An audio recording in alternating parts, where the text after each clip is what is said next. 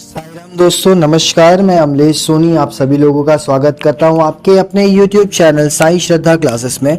आज के अध्याय में हम लोग सीखने वाले हैं SYGC कॉमर्स इकोनॉमिक्स का चौथा chapter supply analysis. In detail क्या होता है, पहला चैप्टर माइक्रो मैंने डाल दिया है, सेकंड चैप्टर भी आपको डाल दिया है यूटिलिटी एनालिसिस, थर्ड चैप्टर आपका डिमांड एनालिसिस का दोनों पार्ट मैंने डाल दिए हैं। आप प्लेलिस्ट चेक कर सकते हो। सप्लाई एनालिसिस में क्या है, यहाँ पर हम लोग सेलर पर्सपेक्टिव सोचने वाले हैं, सेलर के हिसाब से सोचने वाले हैं।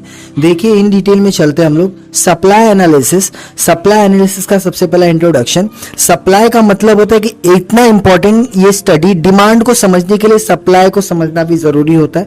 सप्लाई एक फंडामेंटल इकोनॉमिक कॉन्सेप्ट है जो कि डिस्क्राइब करता है टोटल अमाउंट स्पेसिफिक गुड्स और सर्विस अवेलेबल है सेलर के पास, जो कि सेलर के पास अवेलेबल इतनी गुड्स एंड सर्विसेज हो जो कि amount of goods and services वो अवेलेबल कर सके सेल के लिए, उसी को बोलेंगे सप्लाई।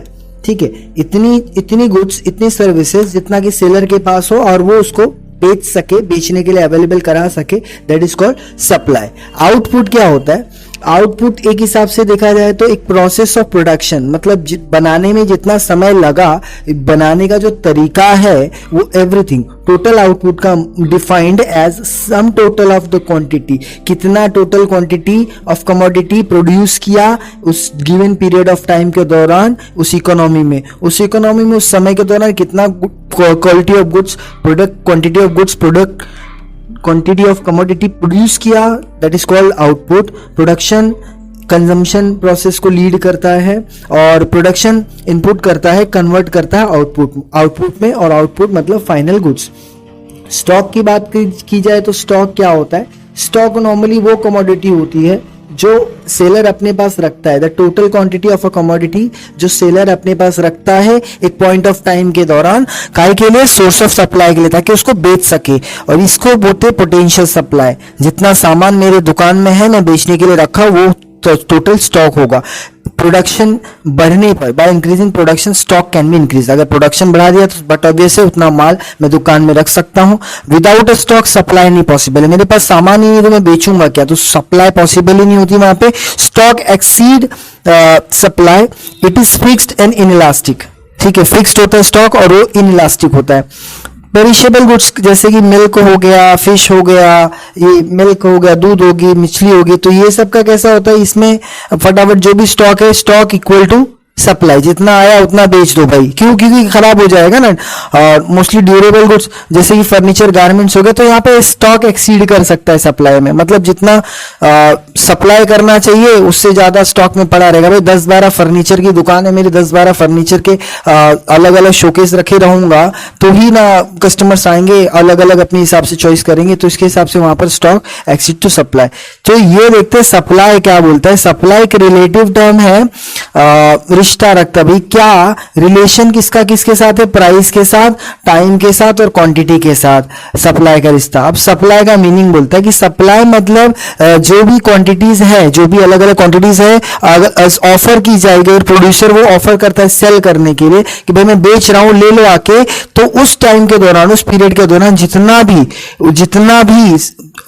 भी यूनिट अब सेलर बेचना चाहता है और वो बेचने के मोटिव से आया है, वो सारा का सारा सप्लाई में कंसीडर किया जाएगा। उसको क्या कहेंगे? सप्लाई। देखिए स्टॉक और सप्लाई का एक छोटा सा सप्लाई एक फ्लो कॉन्सेप्ट है। ये रिफर करता है, किस पर रिफर करता है?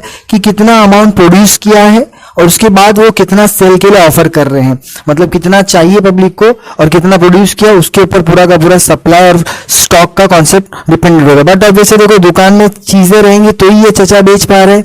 अब ये इनके पास सप्लाई कि भाई इतना रोज का इनका टर्नओवर होता है, रोज इतने ग्राहक आते हैं और इतने मैंगोस लेके जाते हैं। अब स्टॉक में मतलब इतना ऑलरेडी पड़ा हुआ है, ये खत्म हो गया तो इसको यहाँ से रिप्लेस कर देंगे चचा, ये टोकरी लेकर आ जाएंगे, ये टोकरी लेकर आ जाएंगे, ये टोकरी लेकर आ जाएंगे और इसको चालू कर देंगे, स्टॉक से सप्लाई में कन्वर्ट कर देंगे। अब डेफिनेशन सप्लाई का देखो क्या डेफिनेशन दिया है यहाँ पे। डेफिनेशन भी बहुत ही प्यारा सा डेफिनेशन है और सप्लाई पॉल सैमुएल्सन ने दिया है। पॉल सैमुएल्सन क्या बोलते हैं कि सप्लाई एक रिलेशन दिखाता है मार्केट के प्राइस के बीच में और गुड्स कितना प्रोड्यूस है उसके बीच में, और willingness to supply. Goods produced are willing to supply, produce है और बेचने की इच्छा से प्रोड्यूस किया गया है, और मार्केट में जो प्राइस चल रहा है उस दोनों के साथ जो उसका रिलेशन है वो रिलेशन शो करता है सप्लाई। ठीक है, सप्लाई मतलब कितना क्वांटिटी ऑफ कमोडिटी सेलर अपनी मर्जी से ऑफर कर रहा है सेल करने के लिए गिवन प्राइस पे, पर्टिकुलर कीमत निर्धारित की गई। जैसे कि एक फार्मर है, उसका आउटपुट है टोटल 4000 किलो उसने उगाया है, 4000 किलो राइस उसने उगा लिया है, उसका टोटल स्टॉक में पड़ा हुआ है, प्राइस 40 रुपए पर केजी से 40 रुपए पर केजी भाव चल रहा है। तो वो क्या करेगा, he offers 1000 KGs for sale, 1000 KGs for sale, 40 रुपए किलो के हिसाब से चल रहा है, तो वो 40 पर केजी के हिसाब से he offers 1000 KGs for, this is actual supply. उसने एक्चुअल सप्लाई कितना किया, कितना किलो किया, 1000 किलो सप्लाई किया। ठीक है, उसके पास कितना स्टॉक में पड़ा था, 4000 किलो पड़ा था, उसने फाइनली सप्लाई कितना किया 1000 किलो किया, तो अभी भी उसके स्टॉक में कितना पड़ा है, 3000 पड़ा हुआ है। बहुत ही आसान तरीके से आप समझ सकते हैं, सप्लाई के शेड्यूल को समझना है बहुत। ये सप्लाई का शेड्यूल है वो टेबुलर रिप्रेजेंटेशन होता है, फंक्शनल रिलेशनशिप किसके बीच में, price and quantity supply, functional relationship price and quantity supply के बीच में, और ये टेबुलर रिप्रेजेंटेशन होता है।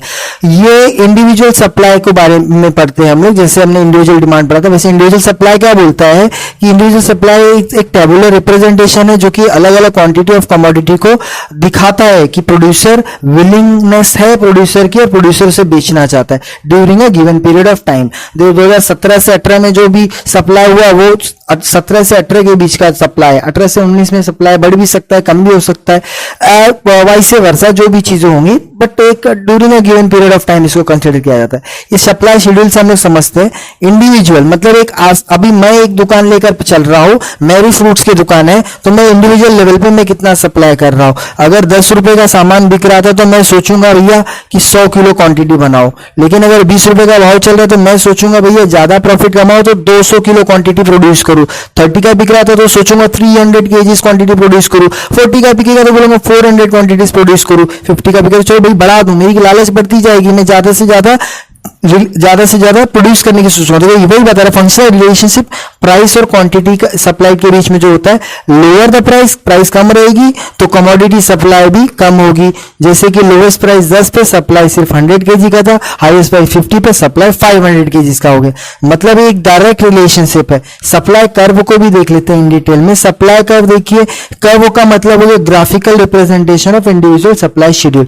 इस कर्व को देख लेते हैं, वाई एक्सेस और एक्स एक्सेस, वाई एक्सेस पर प्राइस दिखाया गया है और एक्स एक्सेस पर क्वांटिटी सप्लाइड, कितना क्वांटिटी सप्लाई कर रहे हैं। तो जब 10 था तो 100 की क्वांटिटी सप्लाई 20 पे, 200 प्रोड्यूस करने लगे, 200 सप्लाई करने लगे। जब दाम 40 का हो गया तो भैया 400 की क्वांटिटी में गुड्स सप्लाई करने लगे। तो डायरेक्ट रिलेशनशिप इंडिविजुअल सप्लाई का यहां पर इस तरीके के माध्यम से समझ सकते हैं। देखो ये बता रहा है कि सप्लाई वाई एक्स एक्सिस पर है और प्राइस वाई एक्सिस पर है। सप्लाई का अपवर्ड की तरफ जा रहा है, लेफ्ट से राइट। डिमांड का डाउनवर्ड था, ये देखिए अपवर्ड है। सप्लाई का लेफ्ट से राइट अपवर्ड, ये इंडिकेट करता है डायरेक्ट रिलेशनशिप। क्या सीधा रिश्ता, भाई दाम बढ़ेगा सप्लाई भी बढ़ जाएगी, दाम कम होगा सप्लाई भी कम हो जाएगा। मार्केट सप्लाई शेड्यूल कैसा होता है, मार्केट सप्लाई शेड्यूल को भी समझ लेते हैं। यहां पर इसका भी ग्राफिकल, अभी जैसे जब मेरे जैसे और 2 4 3 4 5 6 10 12 20 25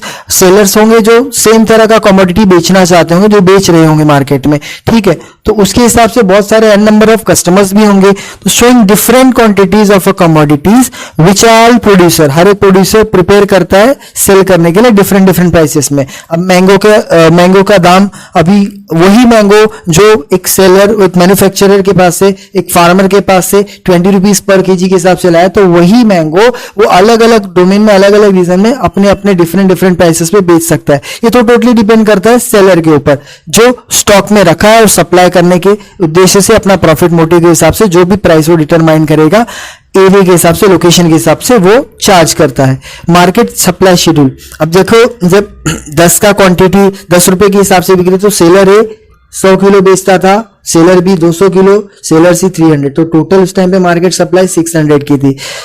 जैसे जैसे 200 हो गया तो सेलर का लालच बढ़ गया, वो 200 प्रोड्यूस करने लगे। मिस्टर शर्मा, ठीक है, शर्मा, विश्वकर्मा और वर्मा, शर्मा, विश्वकर्मा और वर्मा जी, देखिए ये इन्होंने 200 कर दिया, फिर 300 कर दिया, के सब अभी मिस्टर बी सेलर ने 300 प्रोड्यूस कर दिया, मिस्टर सी सेलर ने 400, तो टोटल कितना हो गया 200, 300, 500, 400, 900 टोटल। तो इस तरीके से वाइस वर्सा 330 पे यहाँ पर वापस से सप्लाई बढ़ गया, टोटल 1200 हो गया। 40 जब हो गया प्राइस तो वापस से सप्लाई 400 हो गया ए का, 500, 600 आप बहुत ही आसान तरीके से भर पाएंगे। इन तीनों को जोड़ दिया तो 1500 आ गया। वैसे 50 पे भी 500, 600, 700 है, इन तीनों को जोड़ दिया तो 1800। तो ये इस तरीके से सप्लाई शेड्यूल हो गया। सप्लाई शेड्यूल में भी बता रहा है कि obtained by supplier sellers A B C, 3 seller है जो कि डिफरेंट प्राइसेस पर हाईएस्ट प्राइस 50 है उस पे मार्केट में सप्लाई कर रहे हैं, और हाईएस्ट मार्केट में जो सप्लाई चल रही है वो 1800 केजीज जा रहा है। तो लोअर प्राइस पे 10 रुपए पे कितना था 600 केजीज। अब एकदम साफ साफ देख सकते हैं कि 10 रुपए जब था प्राइस तो उस पे कितना 600 केजीज ही, सिर्फ खाली 6 और 600 ही प्रोड्यूस हो रहा था। बट जब आप 50 रुपीज हो गया प्राइस तो 1800 केजीज प्रोड्यूस होने लगा, 1800 केजीज सप्लाई होने लगे। तो इस रिस्पेक्टिवली ये मार्केट सप्लाई कर्व भी देख लेते हैं, वो भी इसी तरीके से बनेगा, ये भी लेफ्ट से राइट ही जाएगा कर्व को। बट अब इस ग्राफिकल प्रेजेंटेशन मतलब कब होता है और वो उसको ही सप्लाई शेड्यूल को बना के दिखाया। देखिए यहाँ पर कि जब 10 था तो 600, 20 था 900, 30 था 1200, 40 था 1500, 50 पे 1800। तो इस तरीके से from left to right upward की तरफ जा रहा है। वाई एक्स एक्सिस पर क्वांटिटी सप्लाइड और वाई एक्सिस पर प्राइस। तो respectively quantity supplied shown on X axis पर दिखा रहा है और वाई एक्सिस पे सप्लाई कर्व, और ऐसे स्लोप जो अपवर्ड ही जा रहा है हमेशा किधर लेफ्ट से राइट, और जो कि डायरेक्ट रिलेशनशिप दिखा रहा है प्राइस और मार्केट सप्लाई के बीच में, प्राइस और मार्केट सप्लाई के बीच में डायरेक्ट रिलेशन। भाई रिश्ता है तो सीधा वाला रिश्ता है, ठीक है, रिश्ता है तो सीधा वाला रिश्ता और डायरेक्ट रिलेशनशिप दिखा रहा है, ठीक। चलिए अब नेक्स्ट पे चलते हैं हम लोग कि ये डिटर्मिनेंट्स ऑफ सप्लाई, कुछ घटक है जिनके ऊपर डिटर्मिनेंट हुआ, डिसाइड हुआ है कि सप्लाई ऐसा रहेगा तो ही सप्लाई पॉसिबल है, अदरवाइज नहीं पॉसिबल। तो डिटर्मिनेंट ऑफ सप्लाई में देख लेते हैं हम लोग क्या है। सबसे पहले प्राइस ऑफ कमोडिटी, कि आखिर सप्लाई कौन से बेसिस पे डिटरमाइन करता है, निर्धारित कौन से बेसिस पे किया जाता है सप्लाई, कि किसी भी चीज का जो प्राइस है वो बहुत ही बड़ा इंपॉर्टेंट फैक्टर होता है, इंपॉर्टेंट फैक्टर होता है जो इन्फ्लुएंस करता है सप्लाई को। पहले हम देख चुके कि सप्लाई और प्राइस का सीधा रिलेशन है। मोर क्वांटिटी सप्लाई होगी जब सप्लाई हायर प्राइस होगा तो मोर क्वांटिटी, और लेस क्वांटिटी होगी जब लोअर प्राइस रहेगा। लोअर प्राइस पे कम दाम पे कम प्रोड्यूस करेंगे भैया, कम बेचेंगे, ज्यादा दाम पे ज्यादा बेचेंगे। देयर आइज डायरेक्ट रिलेशन, वापस से वही लाइन है कि डायरेक्ट रिलेशन है। स्टेट ऑफ टेक्नोलॉजी की बात करें तो स्टेट ऑफ टेक्नोलॉजी में देखिए technological improvements reduces cost of production which lead to increase in production. अब टेक्नोलॉजी आ गई, कुछ चीजें ऑटोमेटेड हो गई, कुछ चीजें कंप्यूटराइज्ड हो गई, तो वहां पर उसका प्रोडक्शन, उसका level of cost of production भी कम हो जाता है। वहां पर हम मजदूर रख के कराते थे, अब उसको कंप्यूटराइज कर दिया तो कंप्यूटर का जो भी इलेक्ट्रिसिटी बिल आएगा वही आएगा। तो इस हिसाब से प्रोडक्शन भी बढ़ जाता है, और प्रोडक्शन बढ़ गया तो सप्लाई भी बढ़ गया। कॉस्ट ऑफ प्रोडक्शन पे भी असर हो जाता है, फैक्टर प्राइस इंक्रीजेस। अगर प्राइस बढ़ गया तो जो कॉस्ट ऑफ प्रोडक्शन है वो भी बढ़ जाता है, खर्चा भी बढ़ जाता है, और जिसके हिसाब से सप्लाई कम हो जाता है। कॉस्ट ऑफ प्रोडक्शन बढ़ गया तो दाम बढ़ गया, दाम बढ़ गया तो मतलब सप्लाई डिक्रीज होना है। तो इंफ्रास्ट्रक्चर, लेकिन अगर अब डिमांड जो है, प्राइस बढ़ने पे डिमांड जो है वो डिक्रीज हो जाए, लेकिन सप्लाई जो होती है वो सप्लाई कोशिश करता है, सप्लायर कभी भी मोर गुड्स को प्रोड्यूस करे और सेल करे ताकि वो ज्यादा से ज्यादा प्रॉफिट बना सके। यहां पर देखिए इंफ्रास्ट्रक्चरल फैसिलिटी में कम्युनिकेशन आ गया, पावर आ गया, ये सब प्रोडक्शन प्रोसेस को इन्फ्लुएंस करते। अब रेगुलर इलेक्ट्रिसिटी रहेगी, अब इलेक्ट्रिसिटी से प्रोडक्शन हो सकता है, तो अगर हैम्पर हो जाएगा ना, अगर इलेक्ट्रिसिटी चली गई तो ये फैसिलिटी करता है decrease in supply and vice versa. अगर शॉर्टेज हो गया, इलेक्ट्रिसिटी चल गई तो भाई तो आज का नुकसान हो गया, आज का पगार देना पड़ेगा एम्प्लॉयज को भर भर के, और बिना वजह का काम भी नहीं हुआ। गवर्नमेंट की पॉलिसी अगर कुछ चेंज हो जाती है, गवर्नमेंट की पॉलिसी अगर सप्लाई को इंकरेज कर रही, अनफेवरेबल है गवर्नमेंट की पॉलिसी, बहुत ज्यादा टैक्स वगैरह लगा रहे, तो क्या सप्लायर सोचेगा यार छोड़ो यार भी क्या है, अभी ज्यादा ही टैक्स ले रहे हैं लोग, तो अभी गलत है ना। फिर गवर्नमेंट पॉलिसीज जब भी की टैक्सेशन हो गया, सब्सिडीज, छूट वगैरह, इंडस्ट्रियल पॉलिसी जो बनाती है वो इनकरेज करती है या डिस्करेज करती है, या तो इनकरेज करेगी या तो डिस्करेज करेगी। भैया इन फेवर ऑफ सप्लायर बन गया तो इनकरेज करेगी, अगर फेवर ऑफ सप्लायर नहीं बना तो डिस्करेज कर देगी। प्रोडक्शन और सप्लाई भी दोनों उस पर ही पूरा डिपेंड करता है गवर्नमेंट की पॉलिसी पर। नेचुरल कंडीशन, बट ऑब्वियसली कि भैया अभी जो मौजूदा हालात हैं, नेचुरल प्राकृतिक जो कंडीशन है, प्राकृतिक जो कंडीशन है, तो कंडीशन के ऊपर पूरा डिपेंड होता है कि कंडीशन के बेसिस पे ये डिटरमाइन होता है कि भैया नेचुरल कंडीशन क्या है। For example good monsoon favourable condition है, तो क्लाइमेटिक कंडीशन अच्छा है, तो यहां पर कैसा हो जाएगा कि गुड्स को हार्वेस्ट किया जा सकता है, सप्लाई बढ़ाया जा सकता है एग्रीकल्चर प्रोडक्ट की। लेकिन जब कभी भी अनफेवरेबल कंडीशन आ गया, भाई ज्यादा बारिश हो गई, तो फिर सीन हो गया ना, फिर तो डिक्रीज इन सप्लाई हो जाएगा। तो इस तरीके से